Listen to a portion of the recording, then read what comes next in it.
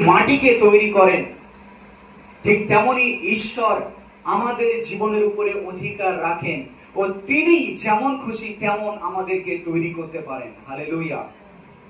আমি বলতে চাই যে কুমোর যখন বানায় তখন কুমোর জানে যে মাটিকে নিয়ে কি করতে হবে, মাটি জানে না, মাটির কোনো অধিকার নেই। এটা কুমোর যে তার বুদ্ধিতে ও তার কলা কৌশলে একটা পাত্রকে সে নির্মাণ করে।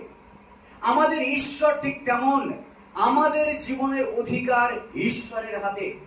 ঈশ্বরের সম্পূর্ণ অধিকার আছে, তিনি আমাদেরকে নিয়ে কি করবেন। ঈশ্বরের সম্পূর্ণ ক্ষমতা আছে, তিনি আমাদেরকে দিয়ে কি করাবেন। ঈশ্বরের সম্পূর্ণ অধিকার আছে, তিনি কেমন ভাবে আমাদেরকে তৈরি করবেন। আমাদেরকে কেমন ভাবে তৈরি করবেন ঈশ্বর, সেটা আমাদের উপরে নির্ভর করে না, ঈশ্বরের উপরে নির্ভর করে। আর ঈশ্বর যেমন ইচ্ছা তিনি তেমনই আমাদেরকে তৈরি করেন। হালেলুয়া।